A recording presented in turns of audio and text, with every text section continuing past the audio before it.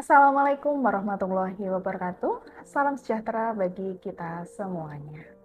Perkenalkan, saya Arvin Nurma Halida, dosen program studi S1 Psikologi, Fakultas Psikologi Universitas Negeri Surabaya. Pada kesempatan ini, saya akan menyampaikan, mendemonstrasikan pernyataan deskripsi diri unjuk kerja Tridharma Perguruan Tinggi atau PDD UKT-PT dalam bidang pengajaran sebagai persyaratan sertifikasi dosen 2026 pada bidang pengajaran sesuai dengan bidang keilmuan yang saya geluti, yaitu psikologi dengan bidang keahlian psikologi. Video ini akan memperlihatkan implementasi pembelajaran yang berorientasi pada 3 aspek utama yang menjadi fokus penilaian, yaitu delivery, interaction, dan assessment, melalui proses pembelajaran yang berpusat pada mahasiswa. Pada video ini, saya akan menjelaskan salah satu mata kuliah yang saya ampu, yaitu Prinsip Dasar Psikologi dan Perkembangan. Ini merupakan mata kuliah wajib program studi psikologi yang mengkaji dirancang untuk memberikan pemahaman tentang bagaimana manusia berpikir, merasa, dan berperilaku, serta bagaimana hal-hal tersebut berubah sepanjang rentang kehidupan. Mata kuliah ini memiliki bobot 4 SKS dan diprogram oleh mahasiswa pada semester 1. Adapun kemampuan yang diharapkan yaitu capaian pembelajaran lulusan atau CPL, di mana CPL lulusan pada mata kuliah ini menunjukkan CPL yang ketiga dan 8 pada kurikulum program studi S1 Psikologi Fakultas Psikologi Unesa. CPL ketiga yaitu mengembangkan pemikiran logis, kritis, sistematis, dan kreatif dalam melaksanakan pekerjaan yang spesifik di bidang keahliannya, serta sesuai dengan standar kompetensi kerja bidang yang bersangkutan. Dan CPL 8 yaitu mampu menerapkan prinsip-prinsip literasi data dan pelaporan hasil saintifik yang bebas plagiarisme dan berlandaskan pada integritas akademik. Adapun 4 capaian pembelajaran mata kuliah atau CPMK adalah pertama, CPMK 1, yaitu mahasiswa mampu menguasai pengetahuan mengenai biopsikologi dan riset dalam biopsikologi. CPMK 2, yaitu mahasiswa mampu menguasai pengetahuan mengenai proses mental individu. CPMK 3, mahasiswa mampu menguasai pengetahuan tentang berbagai gejala psikologi dan perkembangan sepanjang hayat pada individu, kelompok, dan komunitas menggunakan konsep dasar teori dan asesmen psikologi. CPMK 4, mahasiswa mampu menganalisis berbagai gejala psikologi pada individu, kelompok, organisasi, dan komunitas menggunakan konsep dasar teori dan asesmen psikologi. CPMK 4, mahasiswa mampu menuliskan laporan analisis gejala psikologi individu. Selanjutnya adalah materi pembelajaran. Materi pembelajaran yang akan dipresentasikan melalui video ini adalah mengenai psikologi perkembangan sosio-emosional. Untuk sistem pembelajaran pada mata kuliah Prinsip Dasar Psikologi dan Perkembangan dilakukan secara offline, bersifat tatap muka, dan asinkronus, yaitu berupa pemberian materi pembelajaran, forum diskusi, pemberian tugas, dan mengumpulkan tugas dilaksanakan melalui LMS. Model pembelajaran yang digunakan merupakan project-based learning. Metode pembelajaran yang dilaksanakan yaitu berupa ceramah, brainstorming, studi kasus, dan diskusi interaktif dua arah. Interaksi pembelajaran dilakukan dengan cara yang pertama, yaitu tanya jawab langsung kepada mahasiswa berkaitan dengan topik yang dibahas. Yang kedua adalah menggunakan media pembelajaran online berupa forum diskusi pada LMS. Sistem penilaian pada mata kuliah ini didasarkan pada OBE atau Outcome Based Learning. OBE adalah pendekatan pendidikan yang menekankan pencapaian hasil pembelajaran yang jelas dan terukur pada akhir setiap tahapan pembelajaran. Komposisi nilai pada mata kuliah ini yaitu dengan bentuk atau model penilaian berupa 50% penilaian hasil produk, 20% aktivitas partisipatif, 20% tes, dan 10% unjuk kerja. Untuk penilaian partisipasif merupakan penilaian ranah pengetahuan keterampilan dan sikap yang dilakukan terhadap partisipasi mahasiswa. Mengajukan pertanyaan, menyampaikan argumen, merespon pertanyaan, dan dituangkan dalam lembar penilaian seperti rubrik. Penilaian hasil produk digunakan untuk menilai luaran proyek atau tugas yang dihasilkan mahasiswa. Penilaian tes dilakukan melalui tes tulis atau lisan untuk mengukur penguasaan konsep dan kemampuan analisis. Sementara itu, penilaian unjuk kerja digunakan untuk menilai performa mahasiswa selama proses pembelajaran seperti presentasi dan kemampuan mengemukakan argumentasi berdasarkan teori. Setelah ini akan disajikan video rekaman micro-teaching tentang bagaimana saya mengajar mata kuliah prinsip dasar psikologi dan perkembangan pada pertemuan ke-13 tentang psikologi perkembangan sosio-emosional. Perkuliahan kali ini menggunakan metode delivery, interaction, dan assessment atau DIA yang dibagi menjadi 3 bagian, yaitu pendahuluan, inti, dan penutup. Delivery, interaction, and assessment pada kegiatan pendahuluan mata kuliah diawali dengan apresiasi dan motivasi. Setelah itu pada bagian inti dijelaskan materi tentang psikologi perkembangan sosioemosional dan aplikasi dalam kehidupan sehari-hari. Selanjutnya, mahasiswa mengerjakan soal-soal yang disajikan untuk menerapkan pemahaman mereka terkait materi yang sudah dipelajari. Di akhir sesi, mahasiswa dan dosen melakukan refleksi terkait perkuliahan hari ini melalui diskusi dan tanya jawab. Di akhir pertemuan ke-13, mahasiswa diharapkan dapat mengerjakan tugas mandiri dengan mengkaji teori Erik Erikson dalam konteks kehidupan sehari-hari. Selanjutnya, yuk mari kita simak video pembelajaran mata kuliah Prinsip Dasar Psikologi dan Perkembangan pada pertemuan ke-13. Terima kasih, selamat menyaksikan. Oke, Assalamualaikum warahmatullahi wabarakatuh. Selamat pagi semuanya. Pagi, Bu. Gimana kabarnya? Sehat? Alhamdulillah. Sehat. Oke. Salam sejahtera untuk kita semuanya. Untuk hari ini kita akan melaksanakan perkuliahan di minggu ke-13. Namun sebelum kita mulai, lebih baik kita berdoa terlebih dahulu. Untuk ketua kelas, Mas Alvaro, silakan memimpin doa. Berdoa dengan pembacaan inspirasi, berdoa dimulai. Baik ya teman-teman, hari ini tidak terasa sudah masuk ke pertemuan ke-13, di mana di materi ke-13 ini kita akan belajar tentang psikologi perkembangan dan sosio-emosional. Tapi sebelum kita masuk ke materi ke minggu ke-13, saya akan menanyakan kembali atau brainstorming di materi kita di minggu ke-12 kemarin. Masih ingat nggak materi kemarin tentang apa? Ada yang ingat, ada yang lupa. Oke, mari kita ingat-ingat bersama. Jadi materi minggu lalu kita membahas tentang perkembangan bahasa. Oh ya, perkembangan bahasa. Jadi bahasa itu seperti apa? Berkembang apa stuck di suatu usia atau akan mengalami penurunan? Jadi bahasa itu berkembang, mulai dari bayi, kemudian anak, remaja, dewasa, sampai usia lanjut. Jadi berkembang terus atau berkembang terus menurun bahasa? Berkembang terus ya. Jadi bahasa itu merupakan sesuatu hal yang mendasar, tapi kadang kita melupakan bagaimana cara kita mengasah yang namanya kemampuan berbahasa. Ya, fenomena seperti saat ini. Pernah nggak kalian menemukan anak kecil mungkin usia 2-3 tahun tapi masih mengalami kesulitan ketika berbicara atau kosakata bahasanya atau pembendaharaan bahasanya kurang? Bagaimana? Silakan angkat tangan. Oke, silakan. Atas nama? Atas nama Cantika, Ibu. Oke, bagaimana Cantika?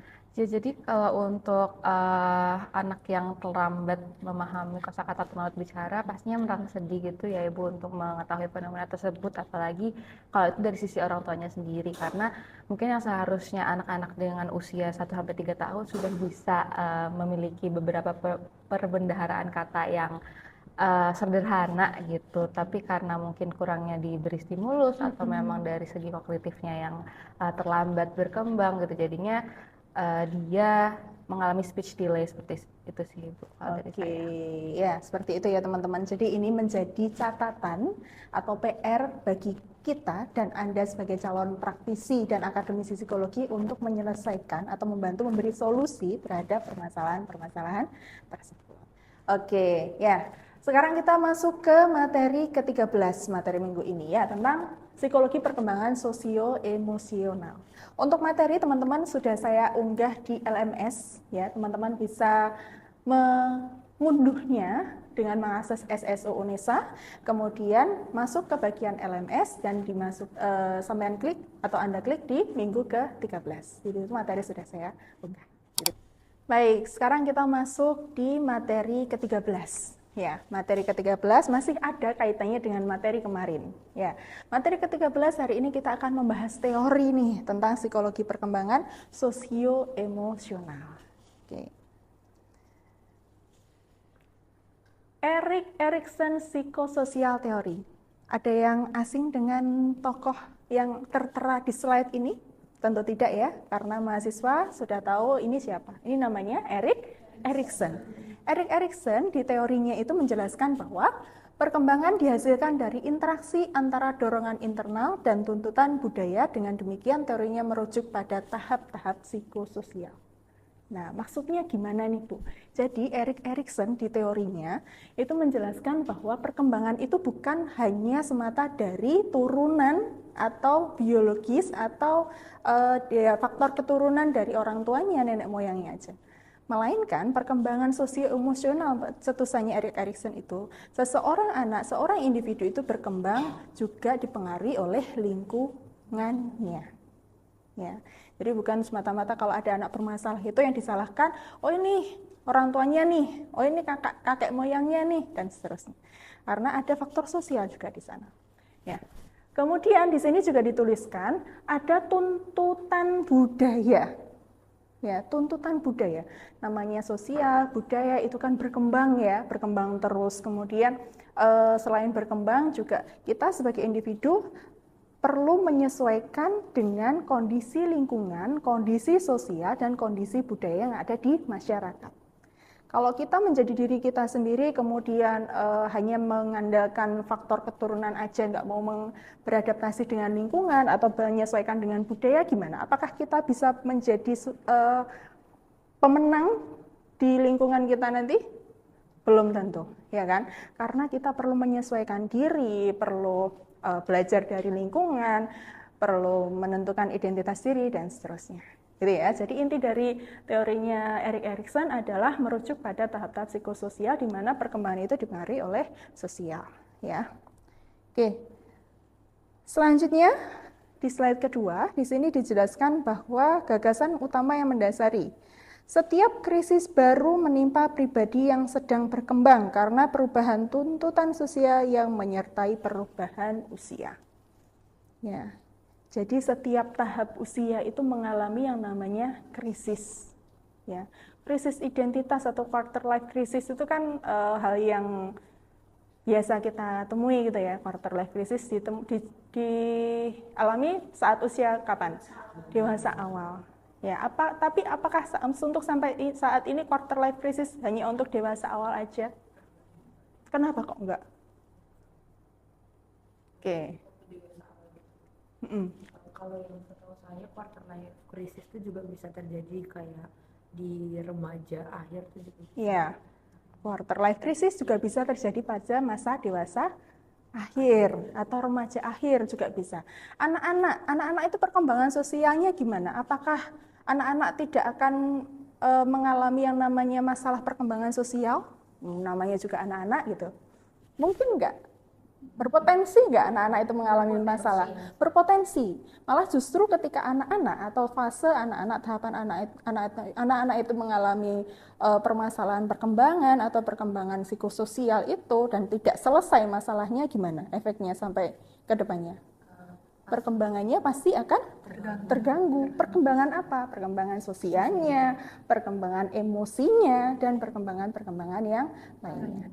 Jadi untuk hari ini kita akan mempelajari permasalahan perkembangan psikososial dari masing-masing tahap perkembangan. Gitu ya. Tapi berdasarkan teorinya Erik Erikson. Oke, selanjutnya yang tertera di sini ini adalah stage of psychosocial development. Jadi ini adalah tahapan-tahapan perkembangan psikososial. Dimulai dari mana? Dari bawah dulu. Trust versus mistrust, autonomy versus same adult, dan sampai yang terakhir ada integrity versus despair. Jadi inilah teori yang dicetuskan oleh Erik Erikson. Ya, ada berapa? 1, 2, 3, 4, 5, 6, 7, 8. 8 tahap. Ya, ada yang sudah belajar materi ini? Atau sudah pernah membaca materi ini sebelumnya? Belum ya? Oke, kita sama-sama belajar materi tentang stage of psychosocial development. Yang pertama ada trust versus mistrust. Oke. Apa itu trust versus mistrust? Jadi ini tahap pertama. Tahap pertama pada fase bayi baru lahir hingga 1 tahun. Ya. Di tahap ini bayi belajar apakah dunia dapat dipercaya dengan kasih sayang, perhatian, serta kebutuhan lainnya. Dan jika terpenuhi maka timbul rasa percaya, jika tidak maka akan timbul rasa curiga. Ya, trust versus mistrust, percaya versus tidak percaya. Bu, bayi usia 1 tahun atau di bawah 1 tahun itu bisa apa sih? Bisa nangis, betul kan? Cuma bisa nangis. Dan terus pengaruhnya ke psikososial apa? Kalian memperhatikan, jika kalian memperhatikan ya, bayi usia 1 tahun atau 0 sampai 1 tahun itu memang interaksinya hanya bisa nangis, ya sampai bayi itu nangis terus. Bagaimana responnya? Ya. Jadi berbeda ya, ketika bayi nangis terus, kemudian langsung ada respon yang baik dari orang-orang sekitarnya, dari pengasuhnya, dari orang-orang terdekatnya, dari orang tuanya, itu akan berbeda dari bayi yang nangis terus, kemudian tidak ada respon, bahkan sampai disentak. Ya kan, Bu, bayi itu ngerti apa? Nggak ngerti apa-apa, kenapa kita harus memperhatikan hal itu, gitu kan. Bayi itu sudah bisa mikir belum sih? Proses berpikir sudah ada belum sih? Proses berpikir? Belum ada, ya kan? Terus gimana? Apa efeknya ke bayi itu apa? Kok kenapa bayi perlu kita perhatikan sampai si detail itu? Ya kan? Otaknya kerja nggak? Perkembangan otaknya ada nggak di sana? Ya kan? Nah, itu perkembangan otaknya jalan. Ketika dia mendapatkan stimulus apa, ketika dia ada stimulus, kemudian ada respon apa, dia menangkapnya di sini, dia merekamnya di sini, kemudian merasakan. Ya, jadi prosesnya tuh sudah ada, sudah terjadi. Ya, jadi jangan menyepelekan tahapan-tahapan di setiap perkembangan bayi sekalipun. Gitu ya, trust versus mistrust. Oke, selanjutnya tahap yang kedua ada autonomy versus shame and doubt. Tahap kedua, fase anak-anak usia 2 sampai 3 tahun. Ya. Anak-anak mulai belajar mandiri, makan, mandi, pergi ke toilet. Jika mendapat dukungan, maka akan timbul otonomi. Sebaliknya, jika tidak atau dimarahi, akan timbul rasa ragu atau malu. Ada yang setuju atau ada yang tidak setuju dengan pendapatnya Erik Erikson? Di teori Erik Erikson? Setuju ya? Setuju. Jadi usia 2-3 tahun itu memang sudah mulai diajarkan mandiri. Makan sendiri, minum sendiri, ke toilet sendiri. Atau istilahnya toilet training. Nah, toilet training tuh mudah apa susah? Susah. Susahnya kenapa? Karena kan mereka itu masih first experience gitu ya Bu ya. Terus pastinya mereka itu kan belajar hal baru. Sedangkan mungkin di kita atau mungkin orang tua yang ibaratnya apalagi first experience juga punya anak gitu, pasti kayak kita mengajarkan sesuatu yang udah kita bisa dan ibaratnya itu tuh naluriah, sedangkan anak-anak itu kan belum, pasti kayak ada kesalnya dan mereka juga pasti akan ada salahnya, pasti nggak maunya, apalagi karena mungkin udah terbiasa kalau anak-anak itu kan kayak dibersihkan gitu. Baru di usia 2-3 tahun mungkin mereka udah bertanya-tanya kenapa sih aku harus mandiri gitu, karena udah terbiasa dengan dilakukan semuanya sama orang tua, jadi pasti akan ada kesulitan-kesulitan itu sih. Ya, ada kesulitan-kesulitan tersendiri. Baik itu dari kita sebagai pengasuh, baik itu juga dari sisi anaknya. Ya, terus gimana biar kita bisa mengajarkan si anak ini mandiri? Perlu kita beri apa? Dukungan, ya kan? Didukung, oke adik pinter, adik sudah bisa pipis sendiri, atau bilang ke kamar mandi sendiri, dan seterusnya. Kalau enggak ada gimana? Anak bisa mandiri? Enggak ada dukungan gimana? Anak bisa mandiri? Tidak ada sama. Kalau nggak ada penguatan, hore atau reinforcement lah, gimana? Nggak ada hadiah atau reward ke anaknya, gimana? Semangat nggak untuk belajar? Kurang, ya kan? Nah seperti itu. Ya, ini autonomy versus shame ada. Oke.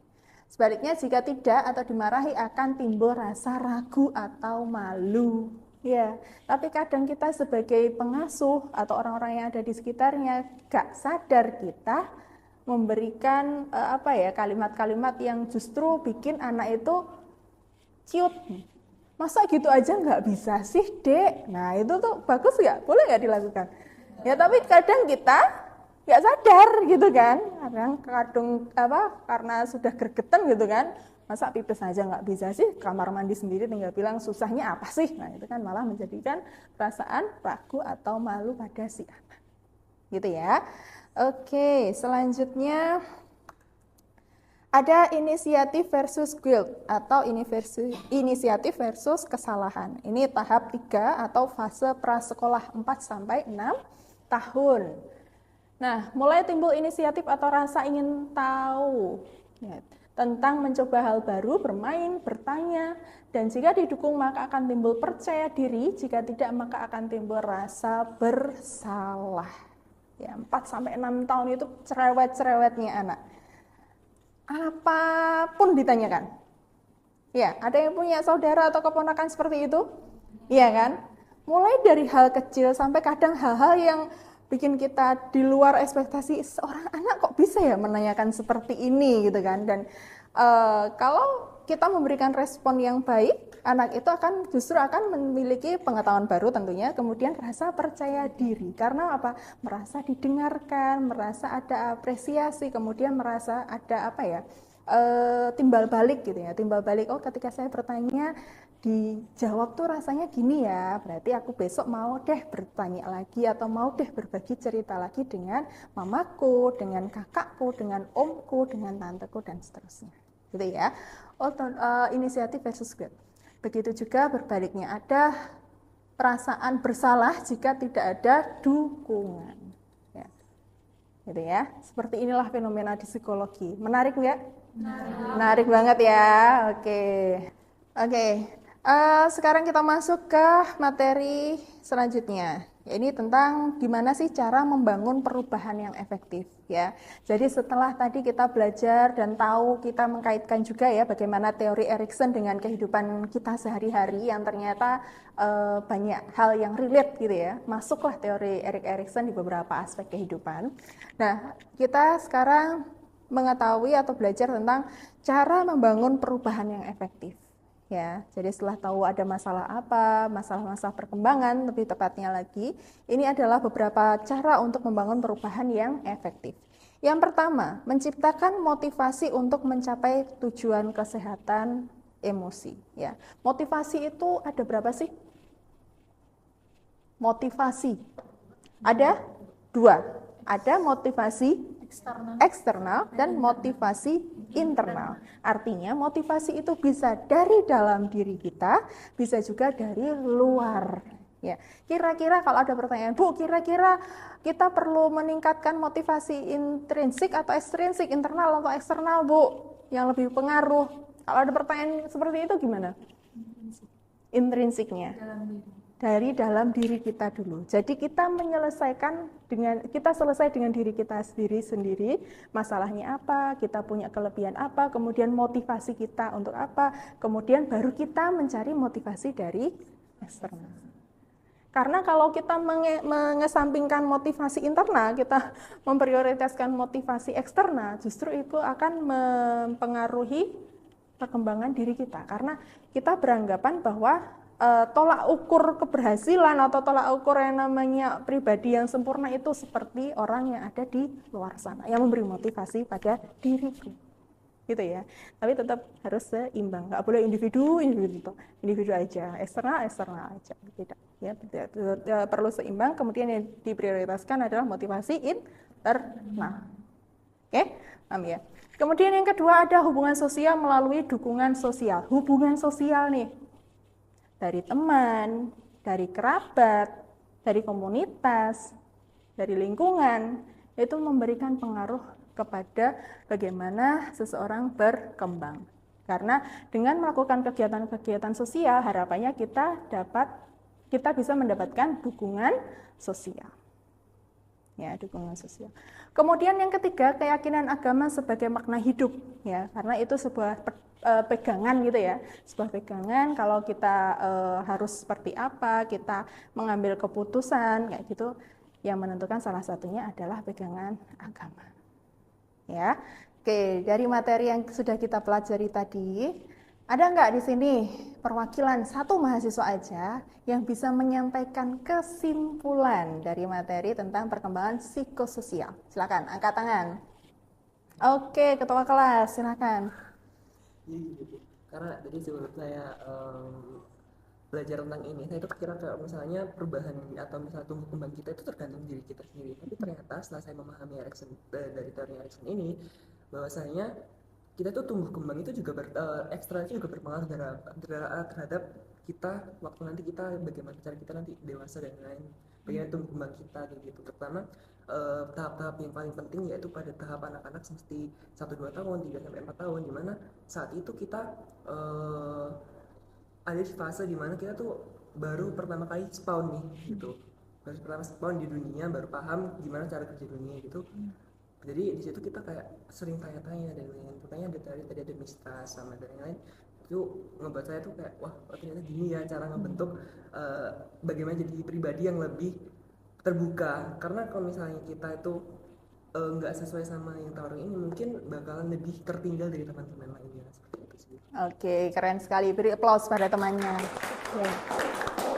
Oke, sekarang kita beralih ke penugasan nih. Jadi setelah tadi materi sudah saya sampaikan, kita juga sudah berdiskusi, berinteraksi secara langsung ya, terkait penyesuaian dari materi atau dari teori Erik Erikson ini dengan pengaplikasiannya di dunia nyata.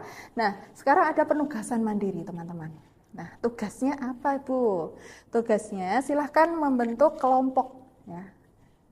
Silahkan membentuk kelompok, satu kelompok terdiri dari 3 orang. Kemudian analisis fenomena tentang kecemasan sosial dengan menggunakan pendekatan teori perkembangan sosio-emosional. Ya, jadi ada fenomena tentang, carilah fenomena tentang kecemasan sosial. Ya, bentuk-bentuk kecemasan sosial apa dengan istilah-istilah yang ngetren sekarang ya, kecemasan sosial yang permasalahannya juga sangat kompleks itu. Kemudian dianalisis dengan pendekatan teori perkembangan sosio-emosionalnya Erik Erikson. Dan yang terakhir, susunlah rancangan intervensi pada fenomena tersebut, lalu unggah ke laman SSO LMS UNESA pada minggu ke-13. Jadi tidak hanya menganalisis fenomena aja. Harapan saya di sini teman-teman bisa menuliskan rancangan intervensi. Jadi produk dari atau luaran dari perkuliahan hari ini adalah teman-teman bisa membuat rancangan intervensi. Kalau ada anak yang bermasalah seperti ini terkait kecemasan sosial, harusnya gimana intervensinya?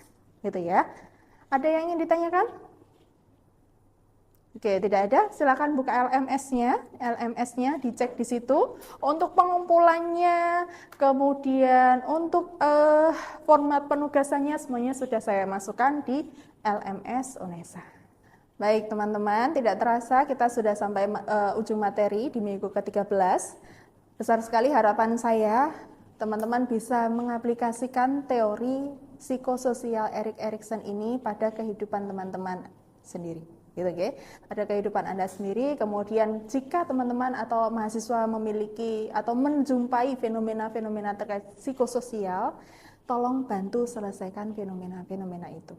Tapi sebelum membantu menyelesaikan fenomena yang ada di lingkungan sosial, selesaikan dulu diri Anda, permasalahan diri Anda. Gitu, okay? Semangat terus. Insya Allah kita akan bertemu lagi minggu depan di materi ke-14. Terima kasih, saya akhiri. Mohon maaf apabila ada salah kata. Wassalamualaikum warahmatullahi wabarakatuh. Demikian deskripsi singkat serta cuplikan proses pembelajaran dari mata kuliah Prinsip Dasar Psikologi dan Perkembangan yang saya ampu. Semoga dapat memberikan gambaran terkait kinerja pengajaran yang saya lakukan. Saya mengucapkan terima kasih kepada seluruh pihak-pihak yang telah terlibat, yakni Kemendikti-Saintek, Direktorat Jenderal Pendidikan Tinggi, LL Dikti 7 Wilayah Jawa Timur, serta seluruh tim sertifikasi dosen tahun 2026. Tidak lupa, saya ucapkan terima kasih kepada Universitas Negeri Surabaya, seluruh jajaran pimpinan, rekan sejawat dosen, dan rekan-rekan mahasiswa. Demikian yang dapat saya sampaikan. Mohon maaf apabila terdapat kekurangan dan kesalahan dari saya. Sekian, terima kasih. Wassalamualaikum warahmatullahi wabarakatuh.